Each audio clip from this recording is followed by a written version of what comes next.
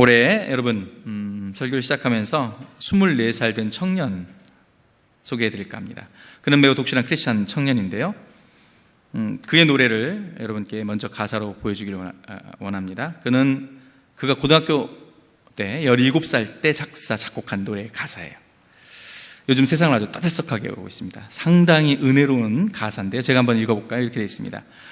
시간은 끊임없이 흐르지, 그에 따라 난 내 발을 구르지, 죽을 힘으로 달려도 죽을지언정 절대로 땅에 내 무릎이 닿지 아니하게 할 거야.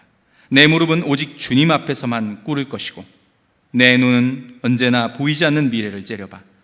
그때를 위해 내가 무엇을 해야 하나? 그 해답의 첫 번째 기도, 두 번째는 펜을 쥐고, 세 번째는 꿈을 꾸어, 네 번째 의심 없이 믿고 또 믿어, 그리고 기대함으로 그저 기다려. 이어집니다. 중리학입니다. 시간은 가지, 그 시간 속에서 기도로 나는 매일 손을 모으고 하늘로 부르짖어. 의심 대신에 확신을, 두려울 땐 담대함이 늘 나에게 머물도록 내가 나약한 내 자신을 의지하는 것이 아닌 아버지 당신을 의지하게 날 세우소서.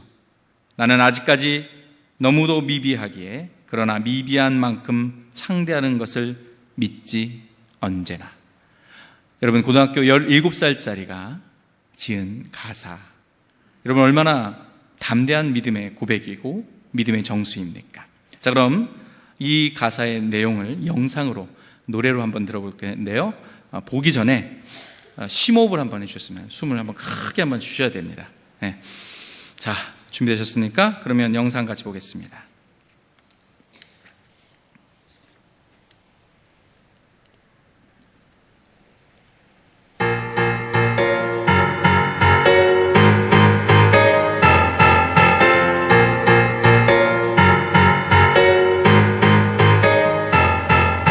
시간이 끊임없이 흐르지, 그에 따라 난 내 발을 구르지, 죽을 힘으로 달려도 죽을지언정 절대로 땅에 내 무릎이 닿지 아니하게 할 거야. 내 무릎은 오직 주님 앞에서만 꿇을 것이고 내 눈은 언제나 보이지 않는 미래를 째려봐. 그대로 위해 내가 무엇을 해야 하나? 그 해답에 첫 번째는 기도, 두 번째는 펜을 쥐고, 세 번째는 꿈을 꿔, 네 번째는 의심 없이 믿고 또 믿어, 그리고 기대함으로 Just wait, 그날의 시간을 지금 가져왔다 생각하고 행동해. 밑바닥 이게 나의 현주소, 두려움이 배로 생겨도 절대 난 멈춘 적 없이 달리고 있는 중 다른 이들이 만들어 놓은 길이 아닌 내가 내 길을 만들어가기에 내미 된 헤매야지만 이미 알지. 내 시작점과 정반대라는 걸 세상이 알 수 없다는 걸 난 이렇게 불러.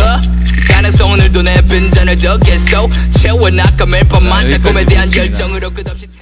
여러분 어떻습니까? 가사의 내용 정말 믿음 있는 신앙의 고백이었는데 여러분 어떻습니까? 이것이 바로 힙합이죠. 네. 얼굴들이 많이 굳어진 것 같은데요. 자, 숨 좀 쉬시기 바랍니다. 네. 네, 숨 멎을 것 같습니다. 여러분, 이 청년, 요즘에 유명한 핸드폰 광고에도 나와요. BY라고. 들어보셨습니까? 그가 최근 유명한 한 음악방송, 케이블인데요, 쇼미더머니에서 엄청난 경쟁률을 들고 1위에 오릅니다. 아까 불렀던 이 가사 그대로요. 그대로. 상금을 1억 원을 받은 바로 24살 래퍼 이병윤 형제예요. 요즘 대세입니다. 그는 여러분 아까 말씀드린 대로 복음 성가 가수가 아니에요. 소위 말해서 CCM 가수가 아니랍니다. 그는 대중음악 가수예요. 그리고 힙합을 하는 청년입니다. 그리고 아까 그 곡은 17살 때 그가 쓴 곡이지요. 자, 속사포처럼 빠른 말로 뭐라고 떠들어야 되죠? 자, 그런데 청소년들과 청년들은 열광합니다. 자신의 가진 것을 마음껏 자랑하는 거예요. 갖지 못한 것도 기죽지 않고 당당하게 떠드는 것이 바로 힙합의 스웨그라는 단어를 씁니다. 스웨그. 자, 그러나 우리 병인 형제는, 청년은 신앙을 숨기지도 애둘러 표현하지 않습니다. 아니, 그에게 신앙은 숨길 수 없는 삶과 음악의 본질이지요.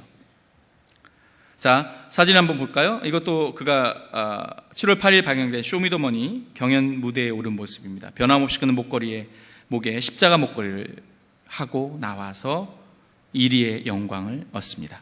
그의 이름은 아까 말씀드렸죠. BY. 여러분, BY는 이유가 되어라라는 뜻이었습니다. 이유가 되라. 여러분, 24살 된 청년 래퍼 이병은 이 형제, 그는 그의 이름처럼 이유가 됐습니다. 그가 살아갈 존재 이유를 그 어린 나이에 찾았어요. 내가 이 땅에 왜 있어야 하는가? 오늘 우리가 함께 본 본문은 유명한 사도 바울의 설교입니다.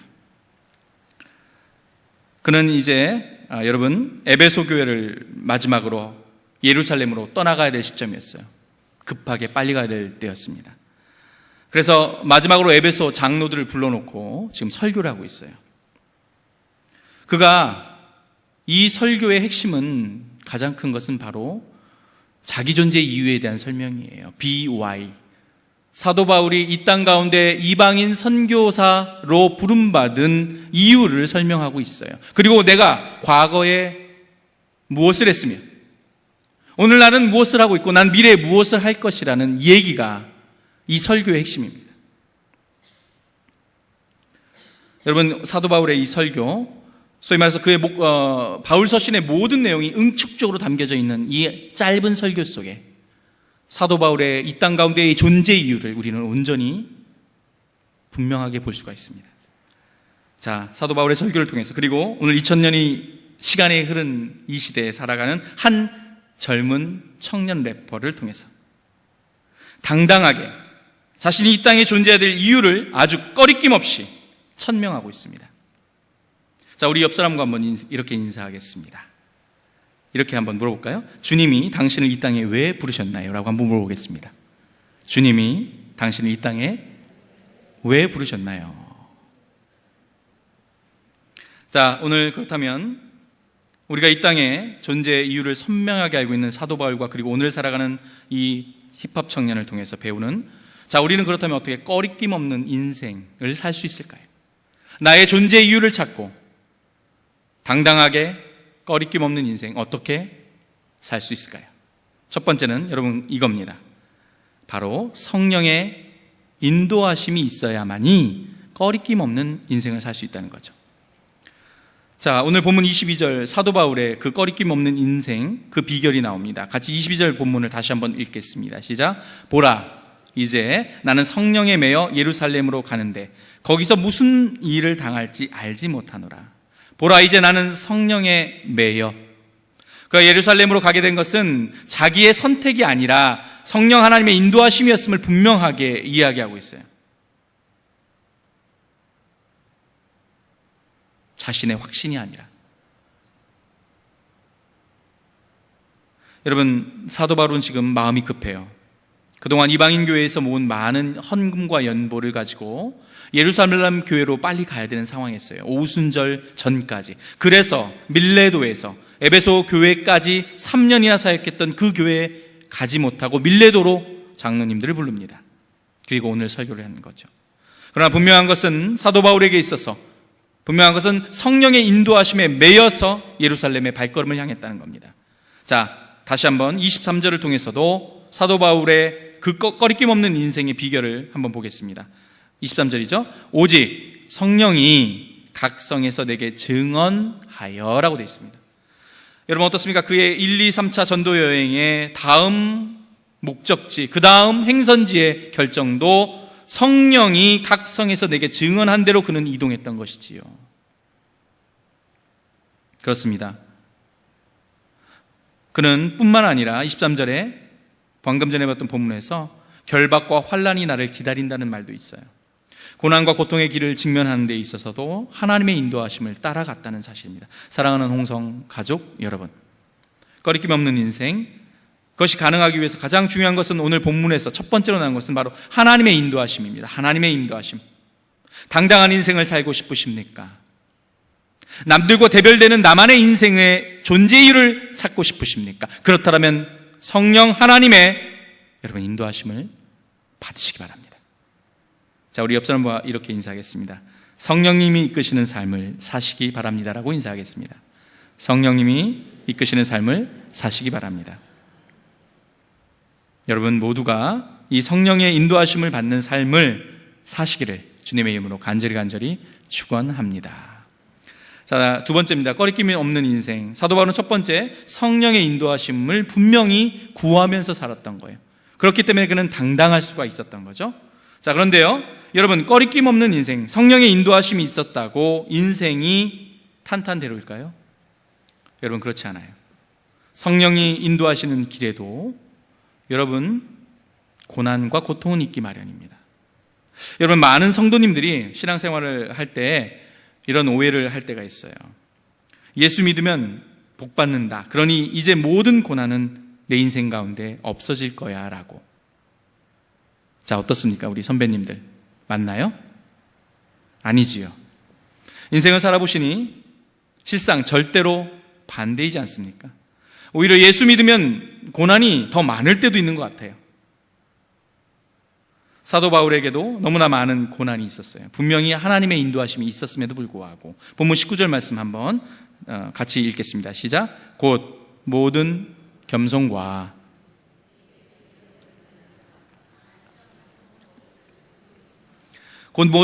눈물이며 유대인의 간계로 말미암아 당한 시험을 참고 주를 섬긴 것과, 그렇습니다. 성령께서 인도해 주셨는데, 사도 바울의 모든 인생의 행로를 주께서 인도하셨는데 그의 인생 가운데는 눈물이 마를 날이 없었고, 심지어는 유대인의 간계로 말미암아 당한 시험이 얼마나 많았습니까?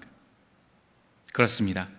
성령의 인도하심으로 순종하여 따라갔던 그곳 환대와 축복이 아니라 어떨 때는 수많은 고난과 고통만이 그를 기다릴 때가 있었습니다. 사랑하는 여러분, 성령이 인도하시는 사명의 길 가운데 직면하게 되는 여러분, 고난에는 크게 두 가지가 있을 수 있어요. 고난은 바로 내적인 것과 외적인 공격이죠. 외적 공격과 내적인 공격이에요. 오늘 여러분 한번 보세요. 사도 바울에게도 성령의 인도하심 그 길 가운데도 외적인 공격과 내적 공격이 있었어요. 자, 본문 23절을 통해서 외적 공격이 뭐였는지 한번 보겠습니다. 오직 성령이 각성해서 내게 증언하여 결박과 환난이 나를 기다린다. 그렇습니다. 당시 그 시대에 있었던 기독교인들에 대한 핍박과 박해였습니다.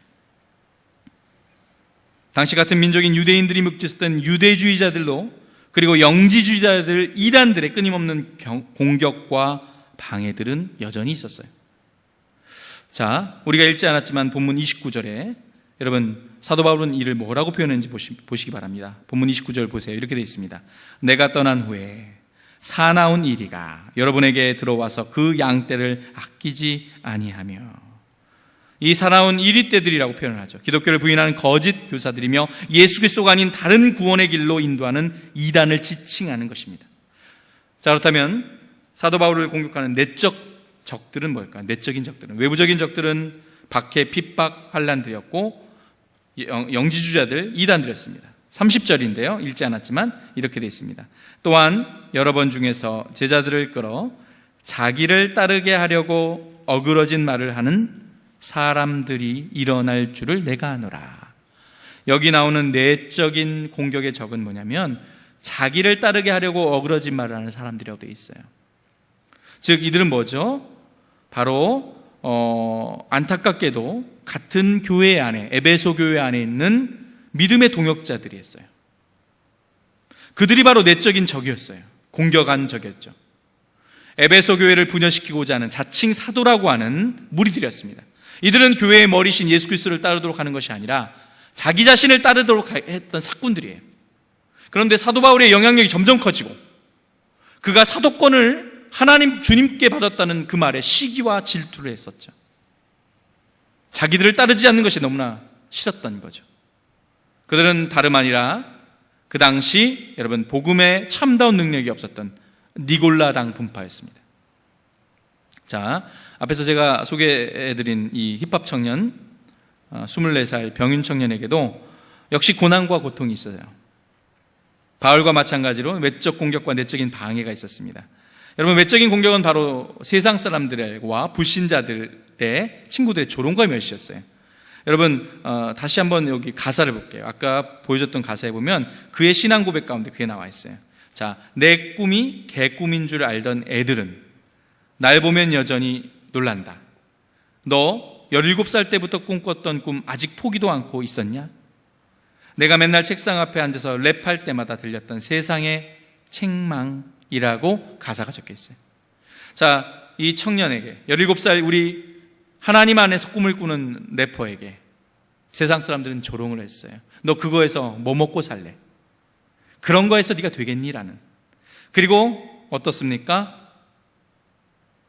친구들의 조롱과 책망이었습니다. 자, 내부적으로도 우리 이 병윤 청년 BY를 공격하는 공격이 있었는데, 그것은 바로 가장 가까웠던 가정과 교회 안에 있었죠. 한 신문사와의 인터뷰 기사에서 이 BY라는 청년이 이렇게 얘기했어요. 부모한테는 많이 혼났지만 확신이 있었습니다. 계속 설득했습니다. 교회에서도 한 번은 목사님이 힙합은 악하니 그만하라고까지 하셨습니다. 무슨 소리예요, 목사님? 이거 하나님이 만든 거예요 라고 그는 그렇게 반박했다고 합니다. 국민응보 7월 11일자 기사에 언급되어 있더라고요. 사랑하는 홍성가족 여러분, 이렇게 하나님의 부르심의 자리인 소명의 자리에도 고통과 고난이 있습니다. 여러분의 부르심의 자리에는 어떤 아픔과 고통이 있으십니까? 성령님의 인도하는 자리, 고난은 오히려 당연한 것 같아요. 물론 여러분, 고난 누구도 좋아하지 않습니다. 그러나 성령님이 인도하는 길에 고난이 없다고 말하는 것은 여러분, 오히려 그것은 거짓입니다. 고난으로 점철된 인생, 욥이 있죠. 욥기의 말씀 여러분 혹시 기억나십니까? 제가 그 전에 설교할 때도 언급했었던 욥기 5장 7절 말씀 한번 같이 읽겠습니다. 시작. 사람은 고생을 위하여 났으니 불꽃이 위로 날아가는 것 같으니라. 인간이 태어난 것은 고생하라고 태어났대요. 무슨 이런 성경 구절이 있습니까? 불꽃이 위로 날아가는 것 같다? 불꽃은 당연히 위로 올라가요. 당연하다는 거예요. 인생 가운데, 우리 삶 가운데 고난이 많은 것은 당연하다고 얘기를 합니다. 여러분, 오히려 소명의 자리, 하나님의 부르심의 자리에 고난이 더 많지 않습니까? 이것이 진리입니다. 우리 옆 사람 보고 이렇게 인사하겠습니다. 고난이 많은 걸 보니 당신은 사명자시군요 라고 한번 인사할까요? 시작. 고난이 많은 걸 보니 당신은 사명자이시군요. 자, 한 번밖에 없는 인생, 여러분, 우리 어떻게 꺼리낌 없이 살 수 있을까요? 당당하게. 24살 청년도 그렇게 꺼리낌 없이 당당하게 외치고 있습니다. 꺼리낌 없는 인생, 그 비결 세 번째는요, 여러분, 오직 말씀만이 꺼리낌 없는 인생을 살게 하는 원천과 힘이 됩니다. 같이 한번 읽어볼까요? 시작. 오직 말씀만이 꺼리낌 없는 인생을 살게 하는 힘이 됩니다. 이게 무슨 말인지 곧 알게 될 겁니다. 자, 이 땅에 존재하는 모든 인생들 누구나 사도 바울처럼 이렇게 멋지게 한번 살아보고 싶어요. 나만의 부르심의 이유, 존재의 이유, 그리고 그것을 위해서 목숨을 바치는 그 당당함. 여러분, 이 세상 가운데 그저 그런 인생을 살다가 가길 원하는 사람이 어디 있겠습니까? 사도 바울 꺼리낌 없는 인생을 살다가 자타가 공인했던 인물입니다. 본문 20절 말씀 같이 한번 읽겠습니다. 시작. 유익한 것은 무엇이든지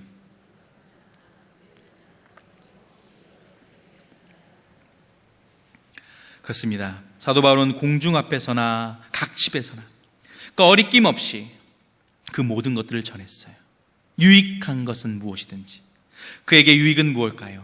오직 생명 구하는 복음이었습니다. 그는 당당하게 외쳤어요. 모든 사람들 앞에서, 그리고 소수가 모이는 자기의 지인들 앞에서도요.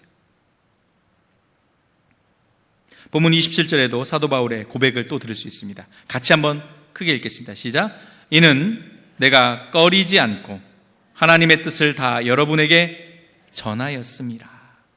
하나님의 뜻을 전하는데 주저함이 그는 그 인생 가운데 있을 수 없어요. 하나님의 뜻은 여러분 무엇입니까? 그것은 다름 아니라 죽어가는 우리 인생들을 불쌍히 여기시고 구원하시기 위한 하나님의 계획이었던 거예요. 여러분, 이것이 바로 사도 바울의 사명이었습니다. 그 유명한 24절, 오늘 읽었던 그 유명한 24절에 그의 분명한 사명, 서문문이 선포되어 있습니다. 24절 말씀 다시 한번 읽겠습니다. 시작. 내가 달려갈 길과 주 예수께 받은 사명, 곧 하나님의 은혜의 복음을 증언하는 일을 마치려 하면은 나의 생명조차 조금도 귀한 것으로 여기지 아니하노라. 주 예수께 받은 사명, 곧 하나님의 은혜의 복음을 증언하는 일. 여러분, 이것이 바로 사도 바울의 그가 이 땅에 존재해야 될 유일한 존재 이유였습니다. 그런데 그 사명이 누구한테 받았다고요? 주 예수께 받았다. 그는 확신하고 있었어요. 이방인을 위한 사도로, 죽어가는 이방인들에게 복음을 전하는 사도로 나는 이 땅 가운데 부르심을 받았으며 이것은 주님께 받은 사명이라는 자기 확신이 분명히 있었죠. 그리고 그의 모든 사역을 이끌어 가시는 것은 성령님이었습니다. 그렇게 사도 바울은 목숨을 위협에도 불구하고 꺼리낌 없이 당당하게 외칠 수 있었습니다. 사랑하는 홍성가족 여러분, 꺼리낌 없는 인생 어떻게 가능합니까? 그것은 주님의 부르심입니다. 성령님의 인도하심이라고 말했습니다. 자, 그렇다면 주님의 부르심과 성령의 인도하심을 어떻게 확인할까요? 여러분, 특별히 성경에서는 여러분 어떻습니까? 소명, 부르심을 받는 인물 가운데 구약에서는 주로 하나님께서 음성으로 직접 들려주거나 부르는 경우도 있죠. 아니면 선지자들 통해 예언하거나 환상을 통해서 부르는 경우가 있었어요. 그러나 복음의 시대로 넘어와서는 구약처럼 하나님의 특별한 은총도 있지만요, 대부분의 경우에는 성경의 말씀을 통해서 부르심을 확인할 수 있습니다. 성경의 말씀을 통해서요. 여러분, 저도 개인적으로 중요한 기도 제목에 대한 응답을 성경의 말씀을 통해 듣는 경우가 상당히 많습니다. 지금으로부터 벌써 한 6년의 시간이 지났네요. 2010년 9월 말에 있었던 일입니다. 우리 교회에 부르심을 받고 사역한 지 한 1년 정도 지난 시점이었습니다. 그때는 여러분, 제가 청년 2부를 교육전도사로 맡고 있었죠. 2009년 말에 함께 우리 교회에 부임한 교육자는 저를 포함해서 총 6명이 새로 왔었습니다. 그 당시에는 참 여러 가지로 만만치 않은 환경들이었죠. 교회 건축 이후 부채가 아직 상환되지 않은 상황이었기 때문에 교회도 허리띠를 졸라매야 하는 상황이었습니다. 특히나 청년부의 경우에는 교회에서 이렇게 중간에 끼인 세대들이죠. 장년들은 교회의 중추적인 세력이기 때문에 중심이 됐고요. 주일학교는 다음 세대니까 그래도 투자를 했습니다만 청년들은 아무래도 대부분 관심에서 밀릴 때가 많았던 것이 사실입니다. 그러다 보니까 교육자들도 1년, 길어야 2년 그렇게 바뀔 때였죠. 아니면 지역 목사가 지역과 주일학교 부서를 병행하다 보니 아무래도 청년부에 대한 순위는 밀릴 때가 십상이었습니다. 자, 그러다 보니까 청년들, 사역자들에 대한 전혀 기대감이 없었던 게 사실이에요. 마음의 문을 열지 않았습니다. 어차피 이야기를 해도 마음의 문을 열어도 1년 있다가 또 떠날 텐데, 그런데다가 오랜 시간 양육도 제대로 받지 못했고 청년들의 마음은 많이 메말라 있었습니다. 공동체는 많이 회파되어 있었죠. 1년 가까이 사역을 청년 이부를 했었을 때 나름 그래도 친화력이 있다고 자부하는 제가 완전히 벽에 직면한 느낌이었어요.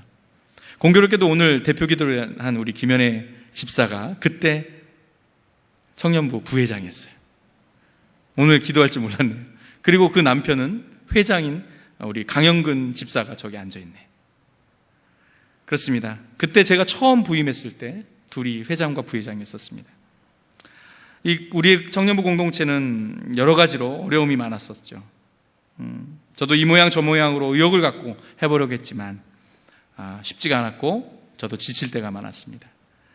그런데다가 2010년 9월 말 함께 부임했던 사역자들 6분 중에 지역 목사였던 분 한 분을 제외하고 모두 사임을 하겠다고 결정한 상태였었습니다. 사실 저도 떠나고 싶은 마음이 굴뚝 같았습니다. 그러나 여러분, 이 교회로 보내신 것도 하나님이시라면 떠날 때 떠나더라도 하나님의 뜻을 반드시 확인하고 움직이고 싶었습니다.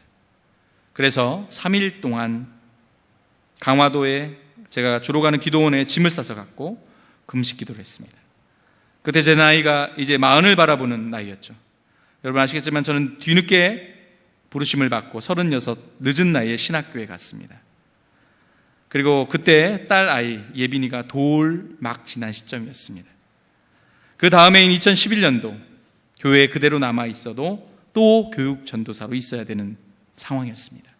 전임의 자리가 없었지요. 나이 40살 어린 딸 교육 전도사로 있어야 하는 상황, 현실은 참으로 답답했습니다. 그럼에도 불구하고 부르심의 자리를 옮기는 것은 하나님의 뜻이 반드시 있어야 된다고 확신했죠. 금식하며 철저하게 주께 매달렸습니다. 그리고 금식 기도를 시작한 지 첫날 밤, 바로 하나님께서는 나의 심령 가운데 성경의 말씀을 아로 새겨주셨습니다. 그 말씀은 다름 아니라 디모데전서 6장 12절이었습니다. 같이 한번 읽어볼까요? 시작. 믿음의 선한 싸움을 싸우라. 영생을 취하라. 이를 위하여 내가 부르심을 받았고 많은 증인 앞에서 선한 증언을 하였도다. 믿음의 선한 싸움을 포기하지 말고 싸우라고 말씀하셨습니다. 포기하지 말라. 선한 싸움을. 하나님의 응답을 받고 가장 먼저 아내에게 전화를 했어요. 하나님이 더 있으라고 하시네. 그리고 당신한테 미안해. 언제까지 일지 모르지만 또 파트 전도사로 있어야 할 것 같아.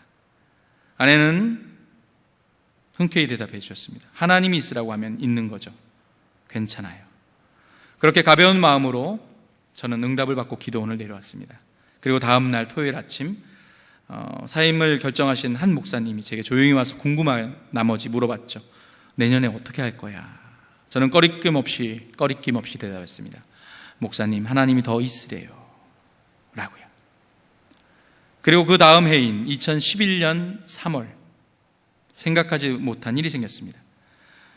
한 지역을 맡은 목사님께서 갑자기 3월 달에 유학을 가시게 되셔서 뜻밖의 목사도 아닌, 그 당시 제가 강도사였는데요, 엉겹결에 전임으로 지역을 맡게 되었죠. 나중에 알게 된 사실인데 원로 목사님이 사역하시는 27년간 내부에서 이렇게 파트 전도사를 승진시켜서 목사도 아닌 강도사를 지역을 맡은 경우가 단 한 번도 없었다는 이야기를 당시 계셨던 부목사님들로부터 듣게 되었습니다. 앞에서 제가 또 언급했던 그 청년, 여러분, 이 BY도 자기 자신의 자전적 이야기를 담겨있는 노래에서 자기의 소명을 말씀으로 붙들었음을 언급하는 부분이 있습니다. 자기가 래퍼로서 하나님께서 부르셨다는 그 확신을 말씀을 통해서 그는 확신하고 있습니다. 그의 가사를 다시 한번 볼까요? 이렇게 되어 있습니다. 그는 말씀하셨지, 하나님께서 말씀하셨지, 내가 다 갚을 테니 넌 한도 없이 꿈을 꾸어라. 그가 대답합니다. 오케이 마이 여호와, 믿져봐야 본전이라 생각 안 해. 그의 약속은 항상 지켜지기에 무조건 믿어. 그게 내가 발자국을 남기는 유일한 원동력. 신의 계획 안에서 믿음만이 능력이라고 그는 또박또박 이렇게 가사로 자기 믿음을 고백하고 있습니다. 그렇습니다. 세상 사람들, 심지어 여러분 교회에서도 조롱하던 그의 힙합 가수로서의 소명, 그는 하나님의 말씀을 붙들었어요. 17살 된 고등학생이. 그렇게 그는 수많은 난관과 수많은 사람들의 조롱에도 불구하고, 그리고 앞길이 보장되어 있지 않는 그 암담함 속에서도 세상을 향해 외치고 있었던 거죠. 아니요, 그냥 외치는 정도가 아니었죠. 대놓고 예수를 자랑합니다. 대놓고 복음을 전파합니다. 24살 청년.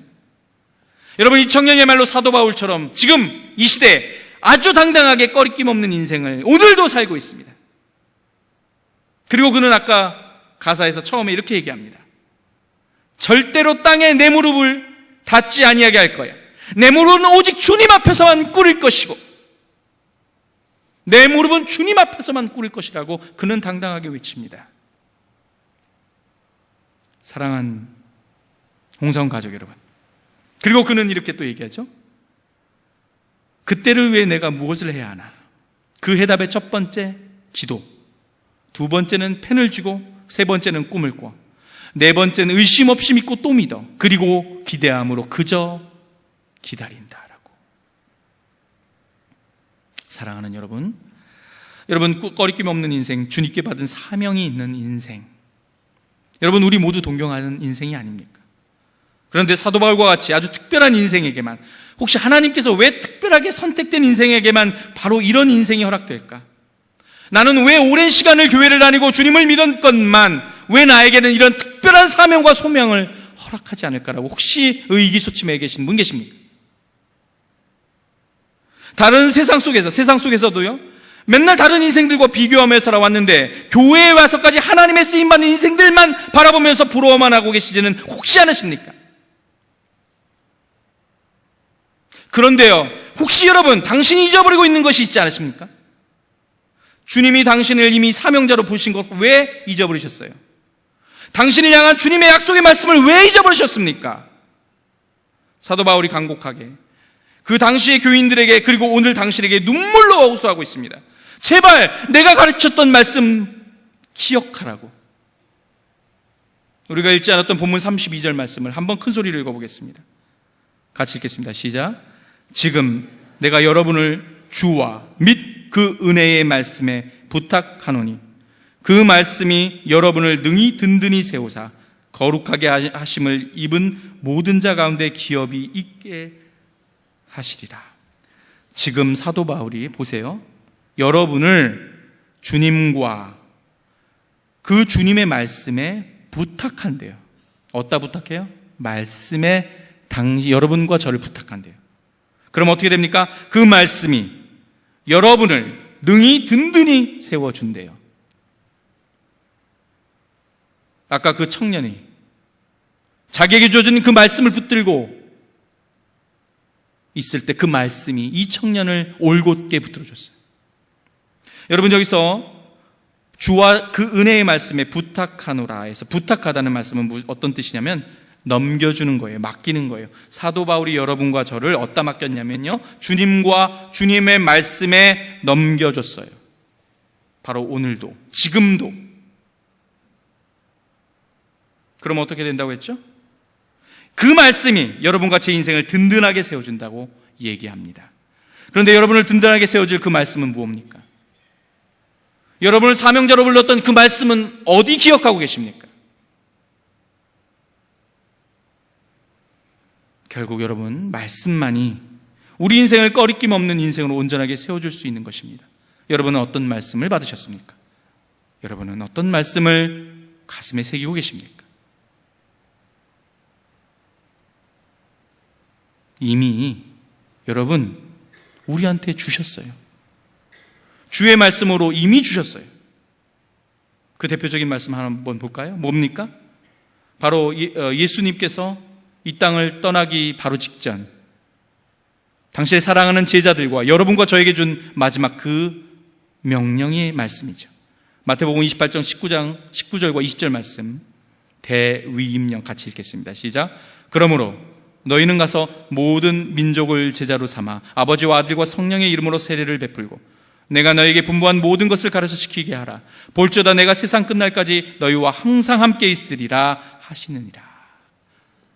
모든 민족을 제자로 삼아다오. 제발. 주께서 우리에게 맡겨주신 말씀입니다. 우리를 넘겨주신 말씀입니다. 마가복음 16장 15절의 말씀은 어떻습니까? 같이 읽겠습니다. 시작.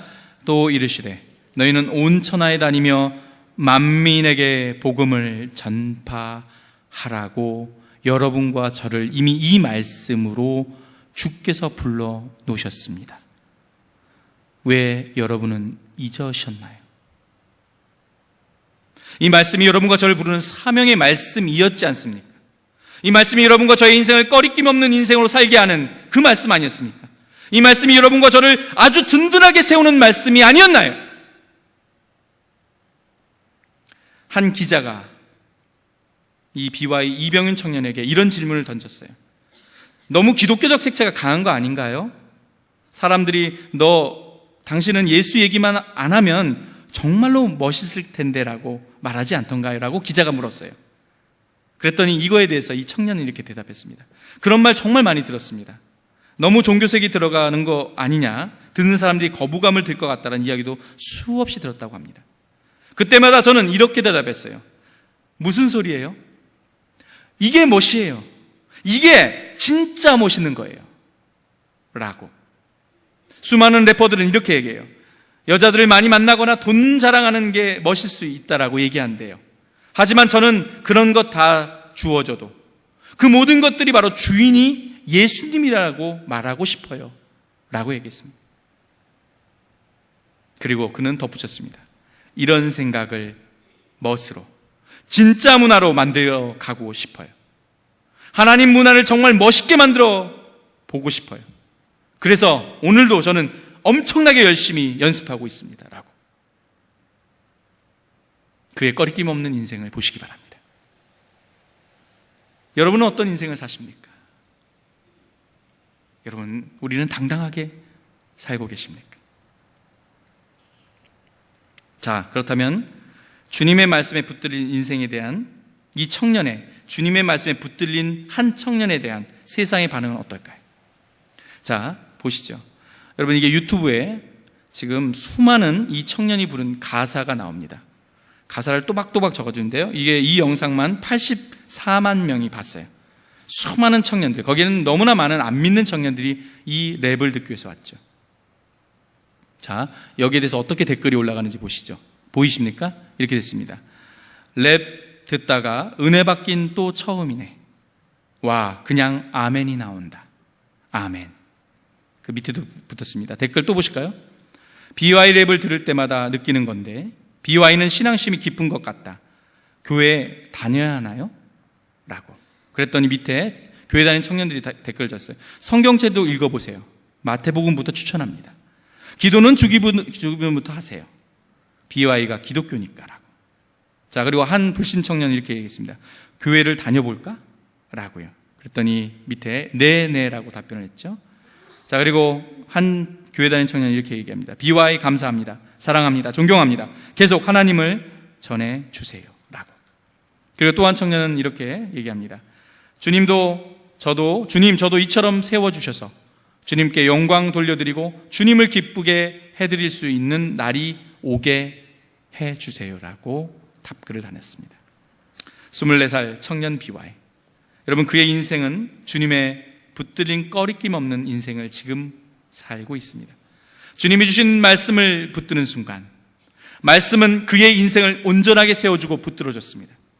그는 젊은 청년들이 열광하는 세상에서 가장 세상적인 힙합의 음악 속에서 주님의 십자가를 지금 우뚝 세우고 있는 선교사이며 목사인 것입니다.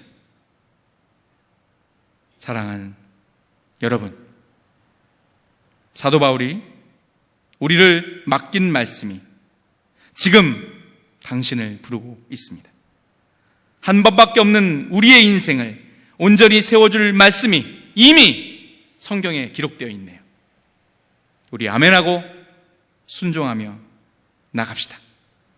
24살 청년이 한 일, 왜 우리는 못하겠습니까? 함께 갑시다. 기도하겠습니다.